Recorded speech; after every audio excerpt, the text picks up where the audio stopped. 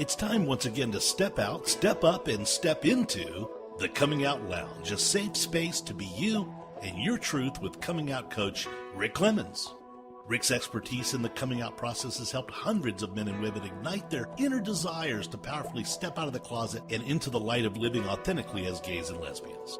Freeing you from the feelings of guilt or shame, Rick offers take-action tips for basking in the glow of self-love, easy-to-implement tools for wrapping yourself up in the warm embrace of self-acceptance, and take-it-to-the-bank advice on how to step courageously into a powerful, purpose-filled life on the other side of the closet doors. Each week, the Coming Out Lounge brings you heartwarming coming out stories, insights for living authentically as a gay or lesbian, and challenges you to step out of the ordinary and into your extraordinary life. Pull up a chair, cuddle up with the truth of who you've always been, and let's spend an hour in the Coming Out Lounge discovering how to energetically step out, step up, and step into living your truth. Here's the host of your show, Coming Out Coach Rick.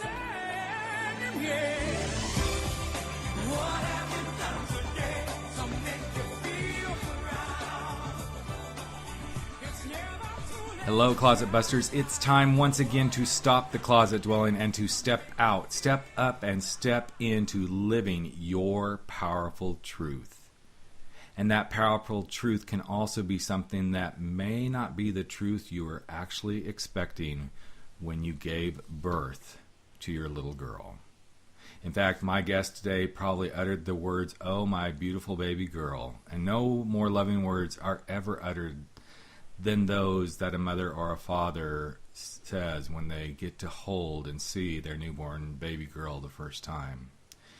And all you have to do is really ask my guest, Kristie Handzlik, and she'll tell you with a gleam and a tear in her eye for more than one reason why this has been quite the journey. Now, for those of you who caught last week's show, you know this is an extension of that show. This is the journey of coming into your transgender truth, a mother and son journey. But why would Kristie have tears in her eyes? For her and her husband Todd, the tears came from both joy and sadness. Joyful that their child, Jaden, that you already met, finally found himself, and sadness that what they once knew as their daughter was, for the most part, gone. In fact, in Kristie's own words, it was like a death. So I want you to be ready, grab your tissues, get ready for the continuation of the ride as we explore the journey that Kristie, Jaden, husband Todd, and brother and family have taken as Jaden has come through the closet doors to become his beautiful transgender self. So, welcome to the podcast, Kristie. Thanks for being here. Thanks for having me, Rick. Oh, I am so glad to have you here. And I have to say, last week's episode with Jaden was one of my all-time favorites. He was such a great guest and such a beautiful kid. And I know I'm saying stuff that you probably heard 100 times, but you really rock, and you've really done a wonderful job. Thank you very much. You're very welcome. So we're going to try to keep the tears away. I know we may get there because this is a really emotional journey, but let's just kind of go in. They've already kind of heard Jaden's side of the story, and so now it's Mom's turn. So did you ever really have an inkling as your baby girl was growing up that there was something definitely different going on for her? As far as being different, yeah, she was a tomboy to the fullest extent. Would not wear dresses, hated pink. I pierced her ears at 5 weeks old, and they were out by 2 as soon as she realized that they were in. Lots of fights about clothing. But, you know, as she started dating, as she got older, she was so uncomfortable with her boyfriends. And my husband and I would just look at each other and just laugh and go, oh my gosh, this guy doesn't even have a chance. Right. And we just assumed that she was gay. So I didn't know what transgender was. I had my own thoughts about it that were pretty derogatory, I'm sad to admit. Yeah. And I just didn't have a word for it. So I lumped it all into gay.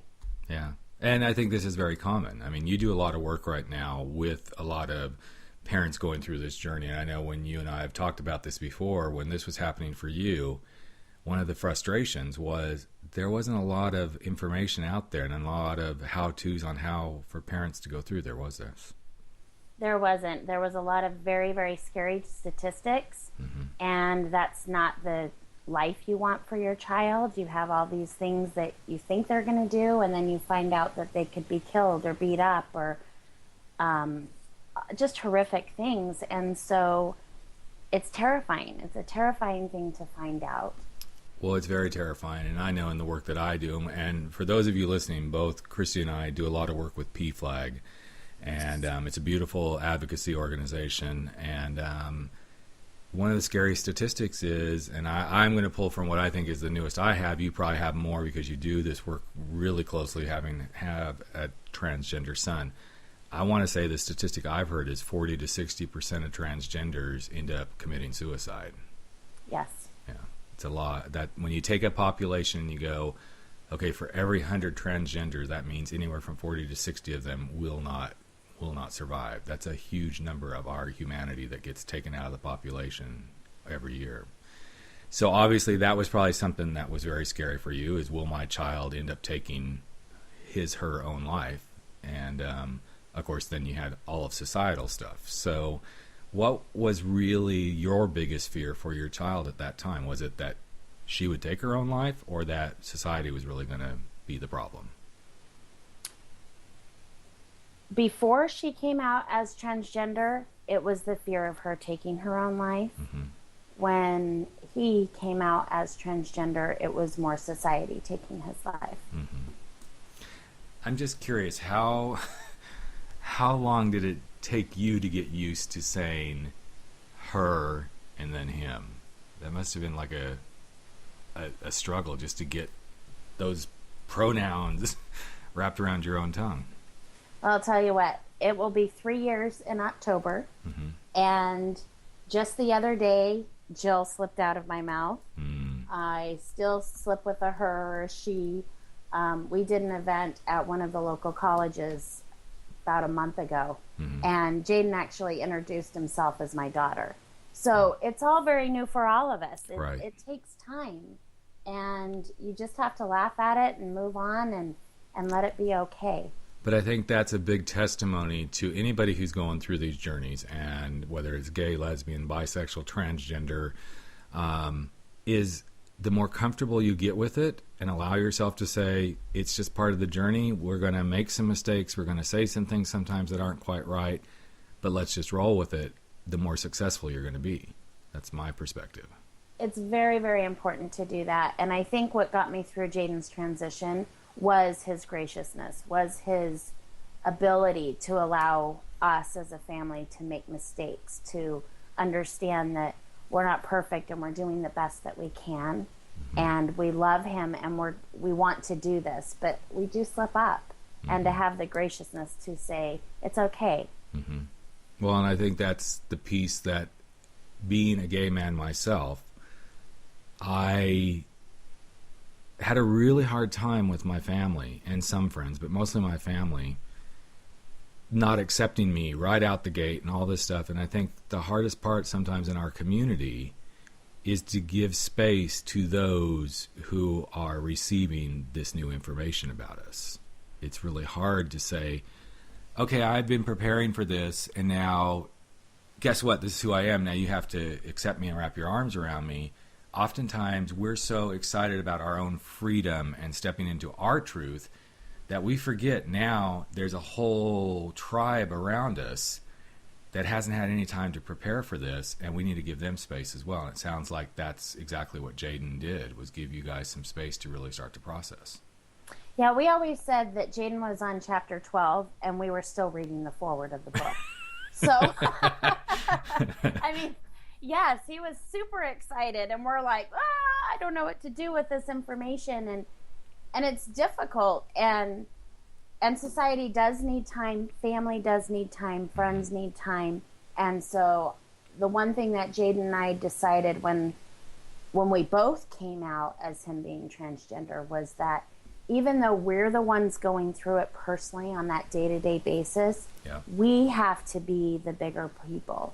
We have to be the more accepting and understanding than the people talking to us. And that really has helped us. You know, we don't lash out. We just take their information and know that they are uneducated and they don't know much about it. So some of their questions are going to come across as kind of mean, but we have to be the bigger person and help them understand. And I think that's such a valuable lesson, because it is about stepping aside and saying, okay, I know I've processed this, and it sounds like this is kind of where you've gotten to. I've now had time to process to a point as a mother. This is where we are. And now I'm going to give other people the same time to process, and that's what it means about being a bigger person. You know, is really allowing that space for other people to step into the journey with you. If you don't give them the space to step in their own way to the best of their ability, then it's still a forced thing that you're trying to make happen for them. And some people, as you probably have found, they will never step in with you. They will keep you at arm's length, and if they do, then that's where they are, and then you get to make the choice of, can you live with that, or do you just graciously say, then they're not going to be a part of my life? So I'm curious, have you experienced some loss of friendships, family, because of this transition with Jaden? Yes, as far as friends are concerned, we've had some very, very great friends. As far as family, that's been very difficult. My father, in particular, has completely walked out of our lives. He thinks this is my fault, that I've done this to Jaden, and so he just blames me. And that's okay. That's his belief system, and that's what he needs to do. And I'm okay with that as well. You kind of come to grips with it. Yeah. We have family that are scared to meet Jaden. They haven't met Jaden, and they're too terrified to see him. And that's kind of sad for me, because is it going to be easier when he's got a beard and he's 30 years old? Right. Or, you know, a year or two after transition? So as far as friends, you know, they can come and go, but family, that's a little harder to take. Sure. Well, and I think the thing that you just hit on is fear is fear. And fear is, it doesn't matter where it's coming from. Fear is so deeply seated in the unknown. People just, you know, we all, I mean, there's stuff I'm scared of on a daily basis, but once I learn and I educate, and I get to see it through a lens, then I can make the choice if I want to still be in that fear. In reality, until you take the chance to step into the education, then of course you're going to be paralyzed by fear. You can't move forward. And I think for most of us that have done this work, you know, you and I do, like I said, a lot of work with PFLAG. That's probably one of the most common things that we see is many of the parents and families and friends that do show up to the PFLAG support meetings, they come out of fear of, I don't know what to do. I don't know how to do. I don't understand. But the first step is saying, I don't understand. Please help me. Exactly. Fear of the unknown is really big. And when you think you've never met a gay person or a transgender, and I say that because we come across them in our daily lives. You just don't know it. We don't have signs on our head that say, hey, I'm gay, I'm transgender. So when they think they've never met someone, it's terrifying to them. They don't know what to expect. Are they different? They hear they're sexual deviants and they're perverts, and there's all these labels in society. So it is scary to meet someone that they think is like that. Right. So it's very scary. And then to find out that your child or your sister or your brother or your parent is one of those people, it makes you question every belief system in your life, and that's scary in itself. Well, and I'm sure, you know, you brought this up about your father, that, you know, he kind of blames you. I would venture a guess, unless I'm really off base, that at some point you actually probably questioned yourself too. What did I do to cause this? What did I do to make my child this way? I did question that for a very, very brief period of time. Statistically, there's so much information out there that shows that I did nothing wrong. Right. I had a baby. Exactly. And we all know that the genitals in a fetus, it's okay, take your time. The genitals in the fetus develop before the brain Right. in a fetus. So you never know what can happen in that process. I always say that my son was born with a vagina. Mm-hmm. And that's the truth of it. Yeah. He developed a vagina in the womb before his brain caught up to say, no, I'm a boy. Mm-hmm. And this is a really tough concept for people to grasp. And I think this is a perfect time for us to have the discussion around gender identity versus sexual orientation. Because it doesn't matter whether the vagina or the penis develops first, it's what happens when that mind develops that really is the key for those who are transgender, correct? Correct.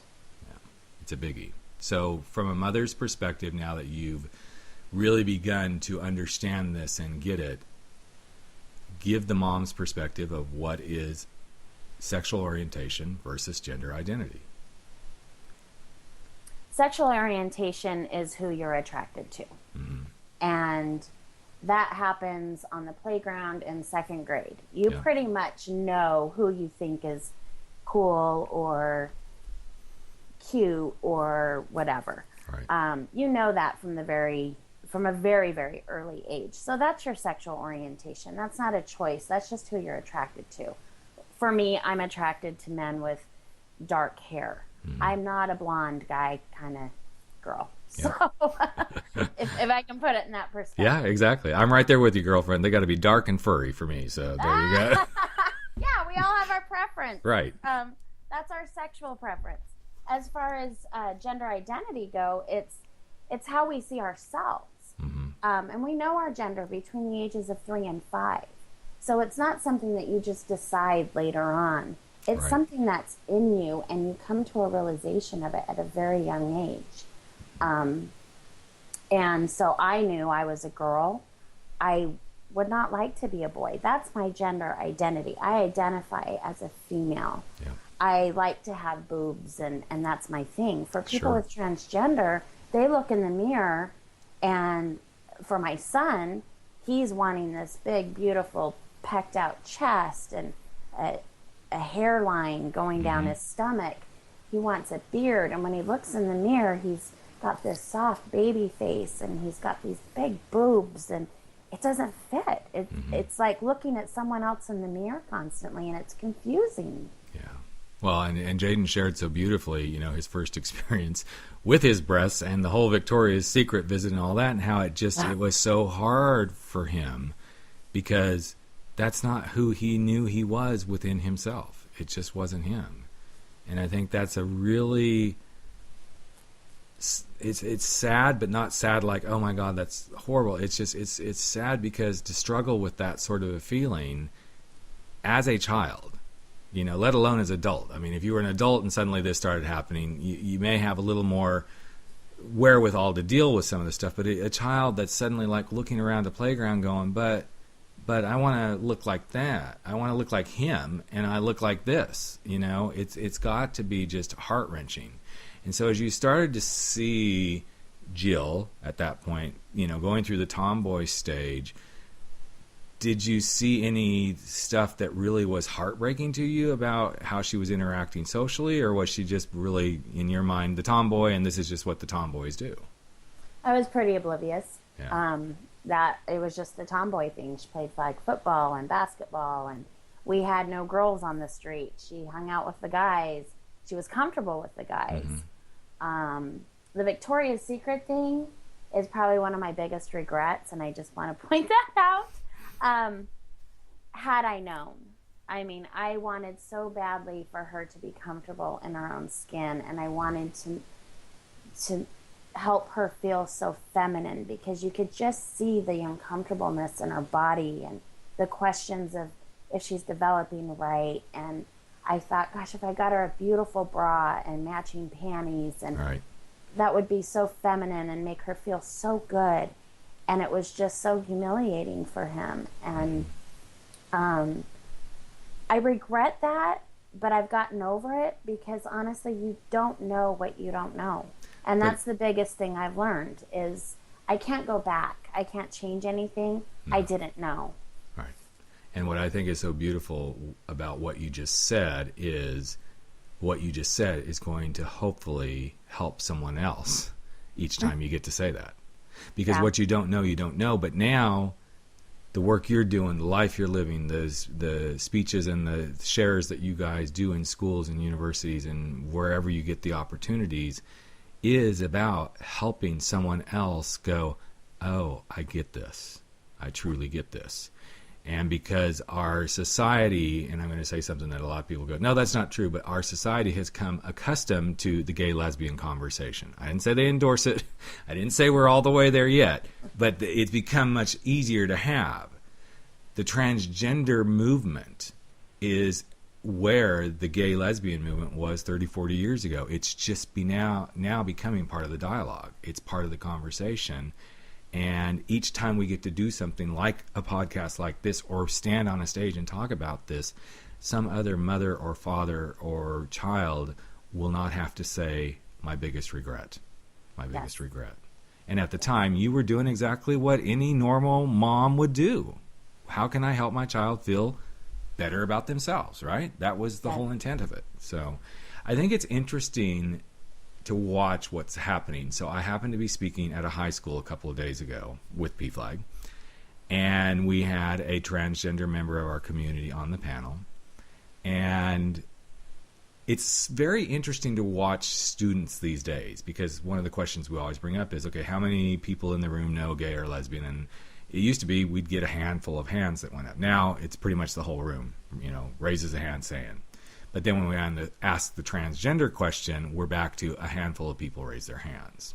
Mm-hmm. So we're in this conversation, and the teacher had told us that this group of students was very forward-thinking.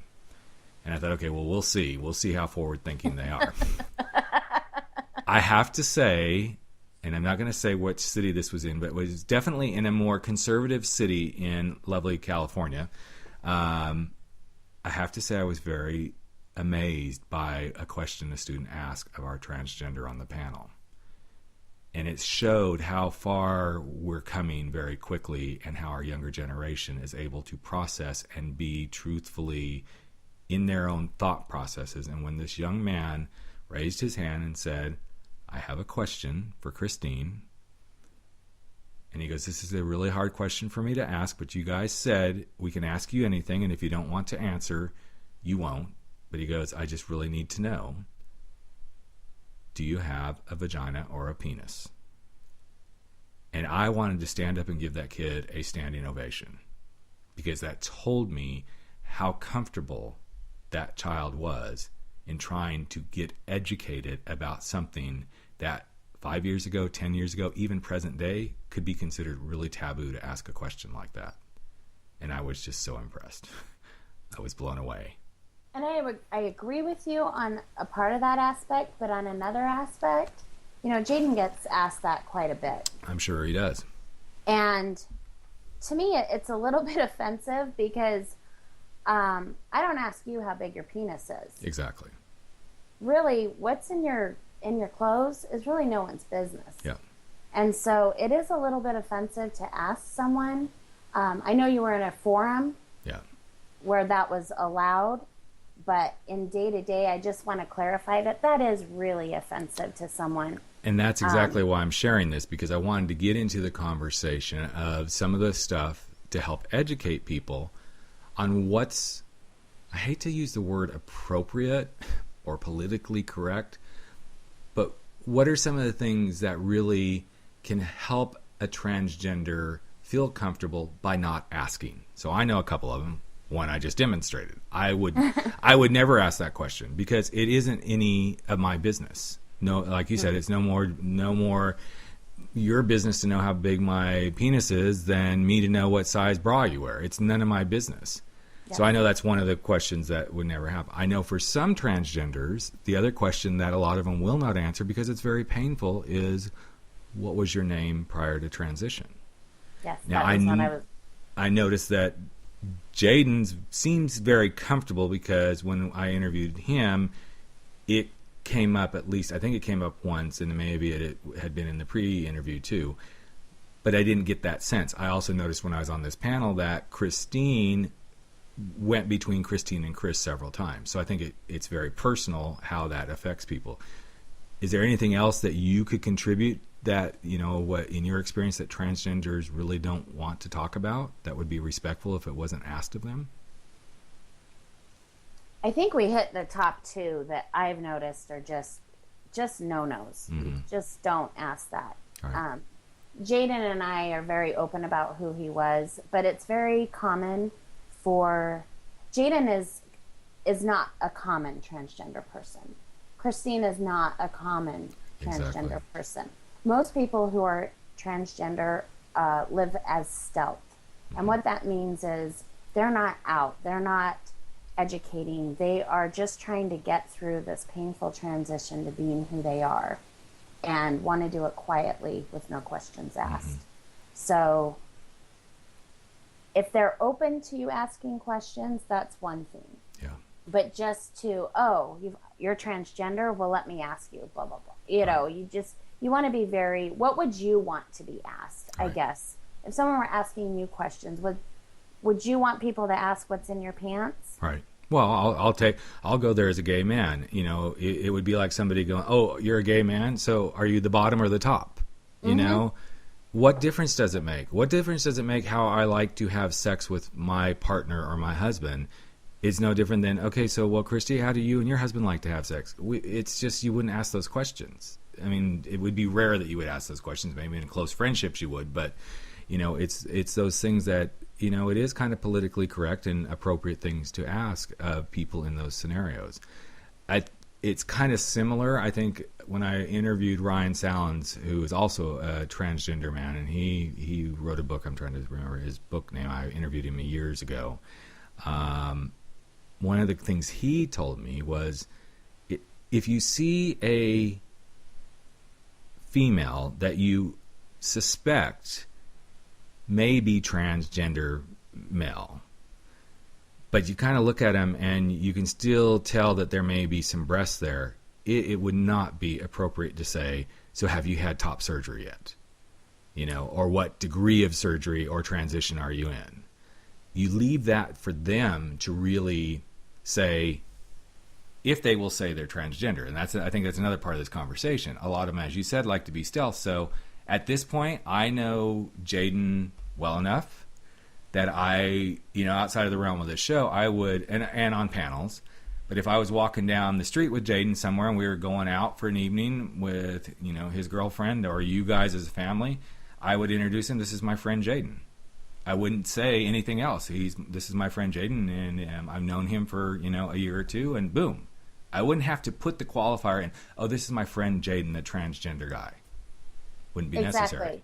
And I don't introduce myself as a heterosexual woman either. Right, exactly. I'm just Kristie. Exactly. And I'm just Rick. So, exactly. High five. We know we'd be fine going out together. I'm Rick. That's Kristie. You have a problem? Out of here. We don't need you. So, I do want to go back to the surgery question. Yeah. That is another question that it just goes along the same lines of, it's really none of your business if someone has taken hormones or if they're doing surgery or if they're planning to have surgery or if they got a penis already mm-hmm. or if they got a boob job or whatever the case may be. It's just not appropriate. You don't go up to a woman who's obviously had a boob job and start talking about her boob job. Exactly. You just don't. No. And so why it's acceptable, people find it acceptable to ask transgender people those questions that they would never ask someone who was heterosexual is beyond me. It's just common courtesy as human beings from one human being to another that you just don't ask those personal questions. No. And what I always love about when I am working with my transgender brothers and sisters on panels is they will pretty much set up the boundaries by how they're expressing their stories. Some of them will say, so, one of the, especially the transgender females, they will say one of the hardest parts of my transition was the electrolysis to get the hair off my face.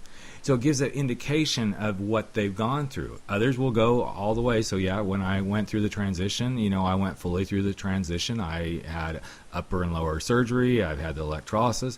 But I think that's when you have the permission to explore with them. And yes. That's, let them guide. I think it's no different than I say I'm a gay man, but unless I give you any other information, you're kind of off limits to ask any other questions. Absolutely. You can ask stuff that's like, oh, really? So how long have you and your boyfriend been together or your husband? Okay, those are normal those are normal questions we would ask each other as heterosexuals. Oh, really? How long have you all been together? You know, it's not how many times have you guys, screwed doggy style over the last week. No, we don't ask those questions. Maybe certain friends we would, but, other than that, no, we don't go there. So, but I have to go. No, I don't have to go here. I want to go here just for a minute because you shared something really beautiful with me when we talked before we did this interview. What was the hardest part for you? The hardest part for me, and I'll probably tear up. That's okay. I think the hardest part for me was watching my daughter slip away. Mm-hmm. You have this beautiful child, and you know that she's going away, and you have to prepare yourself for that. Mm-hmm. And you see her slipping. It's like your child. For me, when Jaden told me that he was transgender, it was if someone, like Jill just walked out. She was gone. Mm-hmm. And I'm talking, he had started a new school in August, and by October, on a Wednesday, he had cut his hair, bound his breasts, and went to school the next day as Jaden. It was that quick. Wow. So my daughter left, and it was as if someone just handed me this kid and said, here, take this kid instead. Mm-hmm. And I'm going, I don't even know if I like him. Mm-hmm. I don't know if I love him. I'm embarrassed to be around him. He's awkward. He looks funny. He's got this funky Justin Bieber haircut. I mean, it was losing her so quickly, and then seeing parts of her, and they just diminished and diminished until I would say in the last month, I can't see any part of my daughter left. Mm-hmm. She's gone. Mm-hmm. The hormones have taken its hold enough that she's gone. And so to watch that slowly go away was really difficult for me. Mm-hmm. But I have to give you some big kudos right now because of what you just shared, because it shows how truthful and honest you can be to help other parents and other people going through this. We're all humans.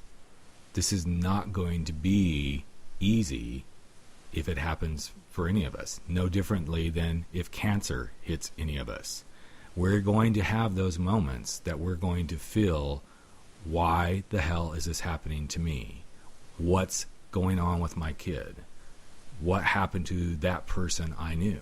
We're all going to go through it because we're human. It's part of our human experience. It's part of our human way of being in this world. And for you to just so beautifully share, this was my raw truth. I was angry, and I didn't know I was going to like it. Of course, I was laughing internally going, well, welcome to teenage boyhood, Mom, because you don't know who that crazy guy is. It's like one day he's like the little boy, and suddenly he's this moody, grumpy, styling guy trying to be Mr. Hip, and it's like, okay, where the hell did you come from, Yep. But it's like, really, as you were talking about, it's like, okay, so one day she had this beautiful little girl, and the next day you woke up and boom, teenage boy. The pants were sagging, the walk was different. Right. It was horrible. But here's the thing that I want to bring into this conversation too is you had been through this because you have another son. Yes. So Mom had actually had practice. Okay. But it doesn't matter because even though you've had practice, every kid is different. And it just so happens that the kid that was different, in your case, was very different and had to help the whole family wake up to, this is who I really am. Yes. So no amount of practice will prepare you for this. There's not. When she came out, or he came out, I laid in bed for 3 weeks straight. I mean, I didn't even have the strength to roll over. I just sobbed. I didn't even know what I was crying about. I was just so devastated and confused and terrified, and I just told our whole family that she was a lesbian 8 months before, and now I've got to say, oh no, just kidding, she's a boy. And that was terrifying for me. There's a lot of emotions that go through your head at that point. Sure. Because you don't know yourself. I wasn't educated. What was I supposed to tell them when I didn't even know? Right.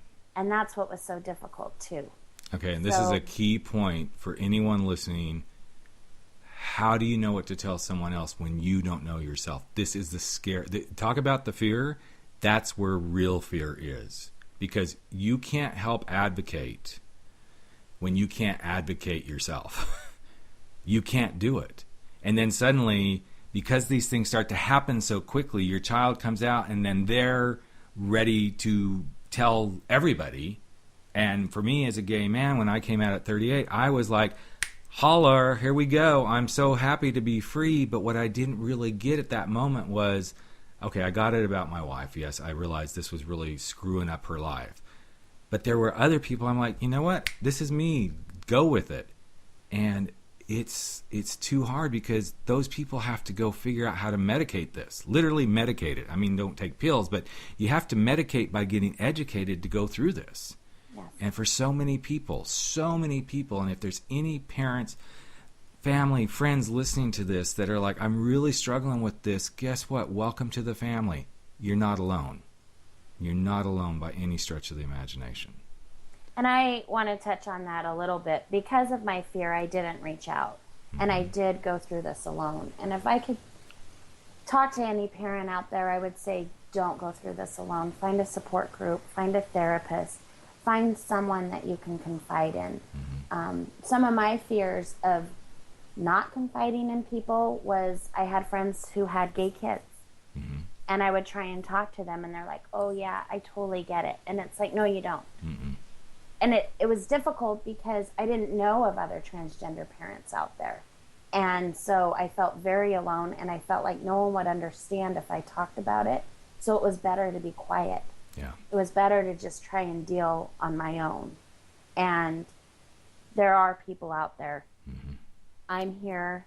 There's lots of support groups out there. Lots of support groups. Reach out. You do not have to go through this alone. Right. It's a terrible journey alone. I've been there, done that. Right. And I want to make this point that when this interview goes up on my website on the show page, I will have some links to some transgender and support groups so that everybody can really get the help they may need. And please don't try to go through this alone. And that's advice for anything. As a coach, I work with lots of people from lots of different, walks of life. In fact, I was just working with an entrepreneur on his business, and he said, the best thing I ever did was pick up the phone and call you to get some help, even though I'm a really smart guy, is just getting the help to sort something out. He goes, I've been holding this all in, for so long. And he's just I say just building a business. That's a bitch in and of itself. But, to hold anything in, and to think, okay, nobody out there really gets me. No, that's not true. Nobody can fully understand somebody else's experience because we're all unique. But there's sure a lot of the pieces of the puzzle we can all help each other get through. And to say, oh my gosh, I got to go do this alone is not true. It's not true whatsoever. So I've got just one real question that I think will help people all along in this journey. What do you think the real key that's kept you, your son, your husband, your other son, your family, what's been the key that's kept the glue together for you guys? Communication. Yeah. We talk a lot. We talk about our feelings. We talk about what's going on. Jaden talks a lot about the changes 20,000 times a day. There's a new hair, and we just celebrate that as a family. But if we didn't have the communication, if I wasn't able to tell Jaden, you know what, I'm really hurting today, I can't talk about it. If he wasn't able to say, Mom, no, I can't talk about Jill, I can't look at the pictures of Jill.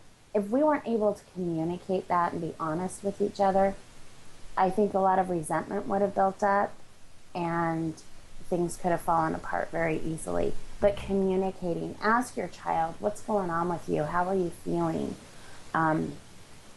Because we don't know. Right. And you don't know what's going on inside their head. Yes, they're celebrating, but for Jaden, there was a lot of body dysphoria. I have heard clothing hit walls. I have had to hold him down while my husband took the mirrors out of his room. I've woken up to bloody sheets because he's self-harmed. There's so much that we don't know that goes on in our transgender families' daily lives. Right. We see them on the outside, we see them for snippets of time, but what goes on in the family and what goes on personally on a daily basis is very, very difficult. And being able to have a safe space in your home and having that communication and that openness really helps the journey. It eases the pain a lot. I agree. I think that communication and that undying love of we're going to get through this, that ability to say we are family and somehow we will pull through this together. And as you were talking just now, one of the things that, kind of rolled through my head was you can't even begin to fathom how the littlest thing can be said and it takes you right back to the pain. And I was out to dinner last night with some friends, and as I walked in to the restaurant, a gal was walking pretty close to me. I didn't know her. We walked in, and I walked up to the desk and I said, I need to get a table. And the gal at the desk said, "Oh, for you and your wife?"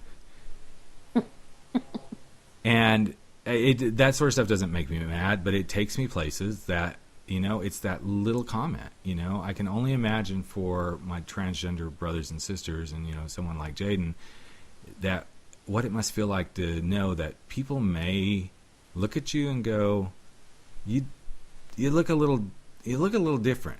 I don't know what it is.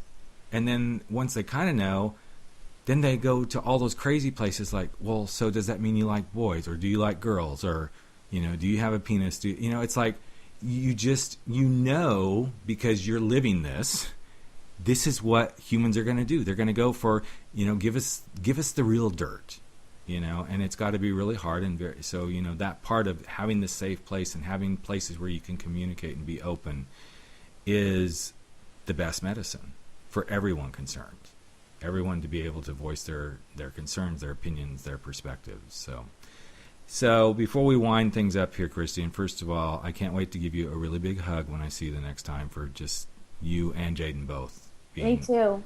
Fabulous, wonderful, people on my Coming Out Lounge podcast, because it does my heart really good, and I have goosebumps even as I'm saying this right now, to know that I'm able to start to share this kind of message with the world as well.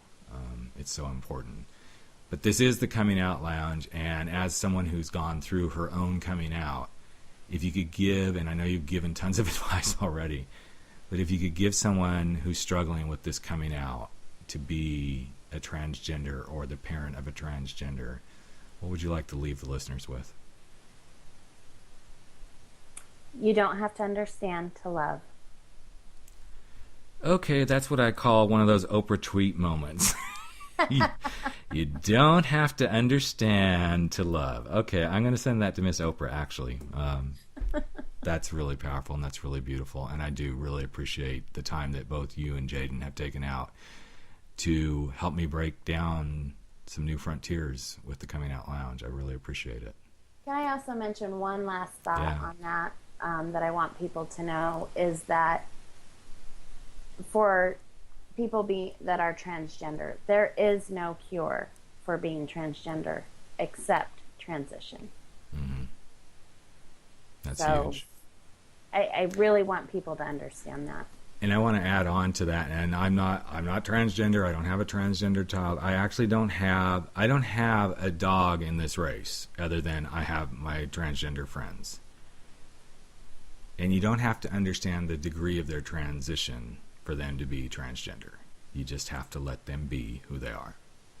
And they are human. And they are very much human. And that's all you very need much to know. human. Yeah, as we all are. And with that, I want to say, if you've gotten something, and I'm sure you have gotten something from this conversation today, and it's moved you, and it's given you some education that maybe you didn't have, or you're struggling with this transition yourself and needing to come out, if this has really been of some help to you in some way and you found it valuable, we would always appreciate you giving us some love on iTunes or Stitcher or any of the places you might pick up the Coming Out Lounge. And if you really need some help, I'm going to give you my website. It's at Rick Clemens, rickclemens.com, CLEMONS.com. pflag.org is another really beautiful place. You can find chapters all over the country. Just go to pflag.org. You may even find one locally. Kristie is from Temecula, California, and she has a thriving chapter there. So hop on over onto those places and see if you can find some help. Also, when you go to the website, you will see that I put some resources on the page from this show. And if you loved what you heard and you want to give us some bigger love, go ahead and give us a few little tweets over at Rick Clemens on Twitter and use the hashtag The Coming Out Lounge. And I have to say, this has been a really special show for me. And I usually end it with, we want to challenge you to step out, step up, and step into living your powerful truth. But I think I'm going to take Kristie's words and just repeat them one more time. You don't have to understand to love. And that goes for everyone. Until next time, have a wonderful, wonderful day of your life. I'm Rick Clemens, the Coming Out Coach, and I'll see you next time on the Coming Out Lounge.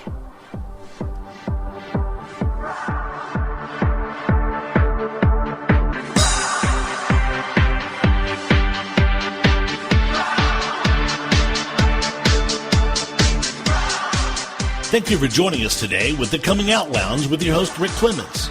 Make sure you tune in with us next week, same time, same place, for the Coming Out Lounge.